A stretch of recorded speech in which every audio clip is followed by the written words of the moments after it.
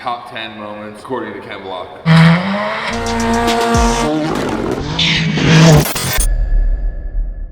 What are we doing today, Ken? It's the end of the year. Oh, so it's the time to talk about the best of the year. Yeah, it's been a wild year. It has been a crazy year. Yeah, and the rad thing is, like, I got to go race a bunch of rallies in a 90s WRC car, but still go do rad things like the Nitro World Games, Rallycross, and do Gymkhana Grid. There was such a rad variety of stuff this year. I feel like this is like your last semester, senior year of college, where you get to pick the classes you want to take instead of like having to do the curriculum. Like, so what was this like versus a traditional championship for you? Well, the thing about it is a lot of my career has been spent racing like World Rallycross, where it's okay, here's 12 events, you just have to go do those.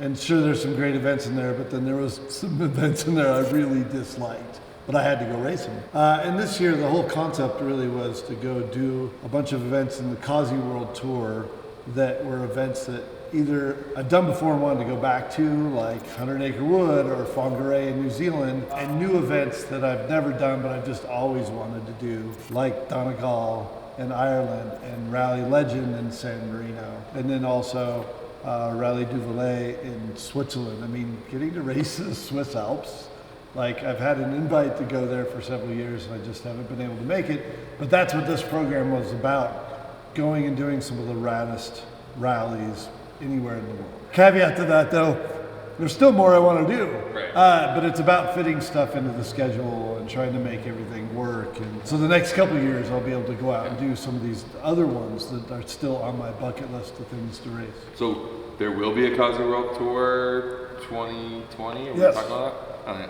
Boom, not even a secret anymore. Really happy with this program right now. Maybe more Kana films, you know, who knows. So today is the top 10 moments, according to Ken Block, of his year this year. So it's the things that you had the most fun doing, most exciting, we were able to make some cool content around, so let's just start with it. It's number 10. Number 10 is Gymkhana Grid.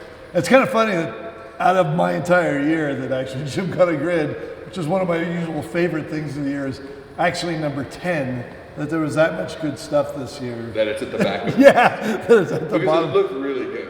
Yeah, you know, Monster did a great job with the event. It was actually the longest Gymkhana Grid course we've ever had. Yeah. James and his crew just did an incredible job with the course obstacles and the course design, and a lot of the inspiration for the obstacles was Gymkhana 10. Yeah. So they had everything from like, you know, a fake ice sort of pond. Set up for swimming. Yeah, to the bikes from Mexico. That stuff just made it really fun. And then they even brought in like some shipping containers and some of the balls hanging that you had to hit with the rear of your car. And I wasn't competing, I was just doing demos at that event with the Cossie. Yep. There was some very good all-wheel drive cars there, including the Solbergs.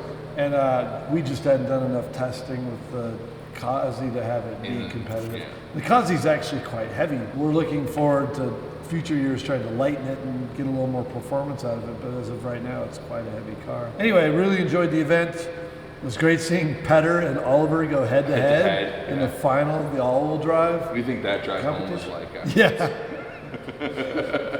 And also, kind of a really cool location in Poland, because as we know, from everything we've done there with Hoonigan, like the audience there just loves all of that stuff. Like it's just a great crowd, a great audience. You got to see Bartos over there, so if you guys remember. I got to take a ride along with him. You actually got to ride with him, right? Yeah, very inspiring. Yeah.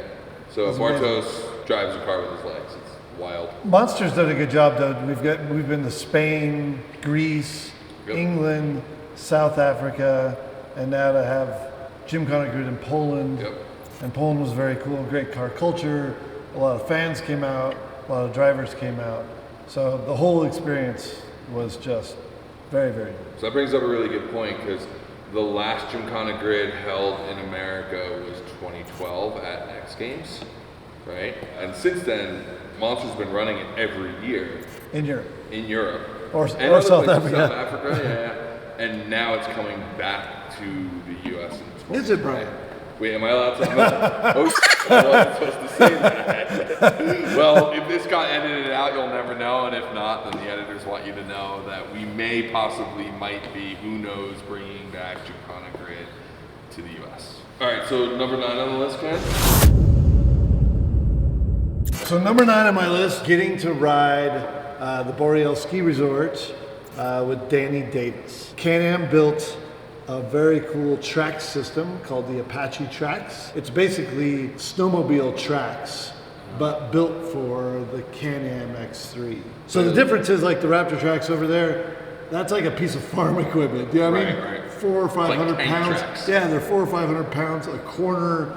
The tracks aren't really that deep. They're not made for powder, but the ones that Can-Am made for the X3, they're light, they're deep tracks. They're made basically right off their ski-doo snowmobile technology. Sorry, I called my buddy Gunny at Woodward and said, hey, can we go out to Boreal and play on the small mountain with a bunch of stuff on it? So he said, yeah, come on out. They were doing a bunch of filming and Danny was there and we were basically showing up right when they were done filming to then film us playing with the Can-Am in this park. And they have this giant half pipe that's really wide with jumps in the middle of it.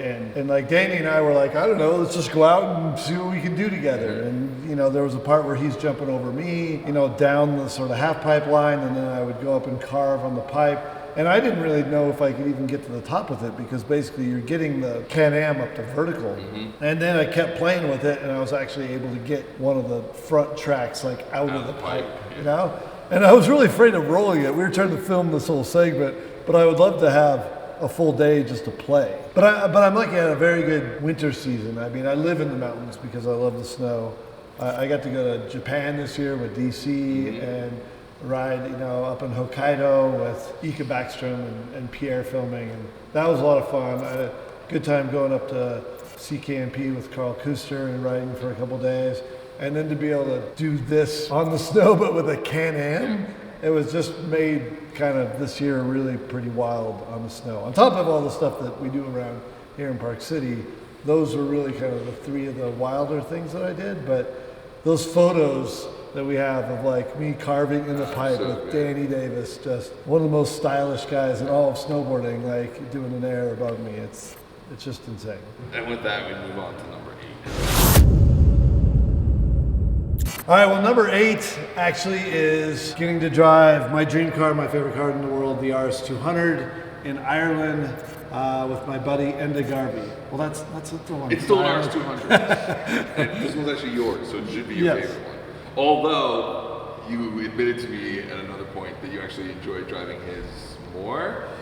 Maybe? Yeah, well, this car is similar. Earmuffs. This car is similar horsepower to the ones that he has, but his are race cars. So that they're built inside a little bit more for someone to race down a road. This car being a road car, like the foot pedals off, it's very tight inside.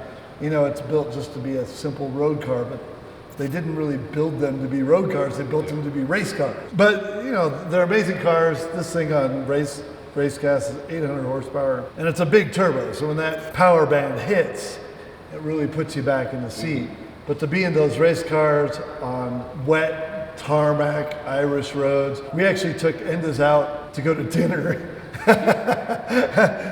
We met Andrew Nesbitt, which is a legendary Irish rally driver, in a restaurant in the countryside. We went and met him and his family and Enda's family. So yeah, that's just one of the biggest moments of my year. And this is your second time at Enda's, because Enda's had you out before to drive cars as well. Yeah, we went there a couple years ago for the first time.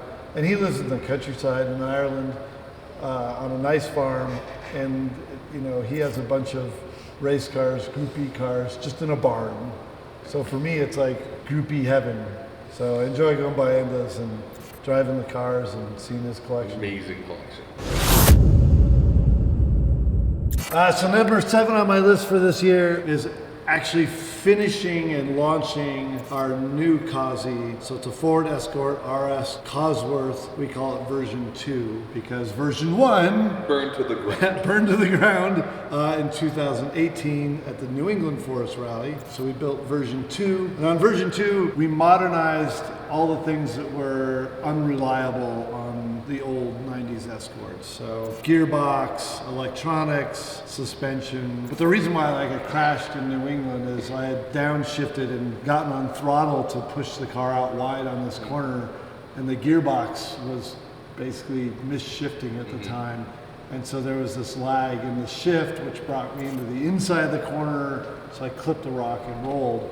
And so I loved driving the car, but really disliked the unreliability of the 90s race cars. We had problems with it every time we took it out. So what we said is, let's enjoy this car, but let's make it so it works all the time. So at the beginning of this year, we launched the design of the car because we had made some physical changes, widened it some, put some new aero on it. We basically looked at designing the car as if the current World Rally team were designing it. If that Escort came out today, what would M Sport do with that car?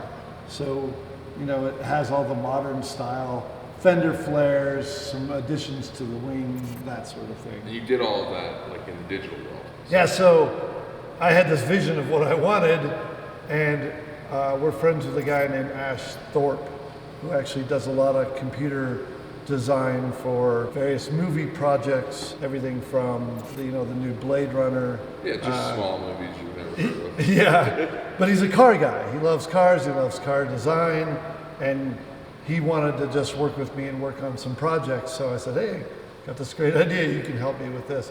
And Ash just did a phenomenal job from the beginning of basic design to actually making all the images that we use to launch the livery. Normally we do an extensive set of photos, say here in this space, but Ash did it all completely in the computer. And I got to actually go out to Ash's studio and kind of go through the whole process with them, because I think, if you're scrolling Instagram and you see renders, I think sometimes you don't understand how much work actually goes into building that. So then after we finished with Ash though, then we went to Troy Lee and worked with Troy Lee to design the livery. And then Ash took the livery and put it on the car, and then we got to see how that all came together on the car. But working with Troy Lee was super rad. I've known Troy Lee 20 or so years from the moto world, and then as I got into racing more and more in rally cars, he's painted a lot of my helmets. And so for him to, not only be painting my helmet, but then making the graphics that go on my car was very cool. And I like that because I come from the motor world too. I rode dirt bikes a lot of my life. So to take Troy Lee's work and then have that on my race car was very cool. So two random details. So you look at the main image that we use as a signature poster, and it was like the main image, it's like the rear 3/4. You look at the tires in the background, but he makes everything so it's inconsistent. And then there's little blemishes in the tire, like so that your brain sees it and thinks, oh, that's real. Because if it's all stacked perfectly and they're all perfect tires, then your brain would be like, okay, your brain that's notices fake. it, right? So I love looking at those details. But the funny thing that I always kind of give them crap about is you look at the tires on the car, and it looks like they have 200 PSI on them. There's there's like this tiny contact patch because the tires look so inflated. Maybe he's drift kid. He's just pumped them up to 80 PSI and just lose the grip. I don't think he's going to do that again though. Because now you've given him enough. Hey Ash, you spent like 40 days of man hours working on this, but you screwed up the tires. That's what it's like working for Ken Block. Just in case you were wondering. And now number 6. All right, well, number six actually is my Raptor, my SVC Raptor, and driving it in Moab. So Moab's one of my favorite places in the world. There's a lot of very cool stuff in southern Utah, a lot of red desert, and it's everything from really wide open desert type stuff to like Moab, which has this crazy national park called Arches. So it's really stunningly beautiful stuff and different. Like you can go to Swing Arm City, which I took the Raptor to and jumped, but Swing Arm City is a full off-road park, but Moab has all these trails that you can go drive on, and you have to stay pretty much on the trail. So we went down to Moab with this SVC truck. It was just a really rad truck, but I wanted to go kind of put it through its paces and see how it did. And I know a very particular road down there called Gemini Bridges that I really like. And I've spent some time in Moab, but I only know about maybe 20% of what to do down there. I go down there and go mountain biking, take the kids and go off-roading with the Can-Ams. But there's these roads down there that are too rough to be rally roads, but they're very cool for like off-road vehicles. So ripping the Can-Ams down there over these roads has been really fun in the past. So I thought, okay, let's go down and rip around on Gemini Bridges Road with the Raptor. So it just ended up, like, I only went there one day. Like, there's a whole episode from this one day, driving it. And it just ended up being one of my favorite days of driving an off-road truck that I've ever had. It's clearly one of their favorites too, because it's got a couple million views. It's done a lot better than I think anyone was like, oh wow, that crushed too. Yeah. So. Well, it's a cool truck. I think, I'm a bit biased, but I think it's one of the better looking Raptors out there. It's a good looking truck. And it's still a street truck. It's still air conditioned, full interior, leather, everything. It's just got, SVC just put some very good suspension on it, some nice rigid lights, 1552 wheels with Toyos on them. It's a very nice setup, and ripping down Gemini Bridges Road with that thing was just incredible. The stock Raptor is quite capable, but there's limits to everything. This thing is just more capable. So as a lot of people know, I read a lot of the comments. I enjoy reading the comments. So I'm reading a lot of the comments. These are 2 questions. Which is, will there be more videos with Raptors? Because people want to see more videos with Raptors. And will there be more content from Moab? There's obviously a huge community of off-roaders who go to Moab all the time. Yeah. So like, will we be making more of that? And will you be doing more stuff with Raptors? Whether it's that one, another one, maybe one with tracks, who knows? I really like that thing. Like, I know. that SVC Raptor is really good. So yes, I even have some winter ideas. Whether or not we can make them happen this year, we'll see. But Moab, yeah, for sure. I'll be going down to Moab at least once or twice this year. Some wild content that we'll see if it happens, but... I hope you guys appreciate that I'm taking a look back on 2019 and really making it into a tease for 2020. I'm trying to add that to it, so enjoy. And the Ford does have a particular new off-road vehicle coming out. That might be coming out. That starts with bra and ends with cup. More toys to play with. Yeah, and now on to number 5.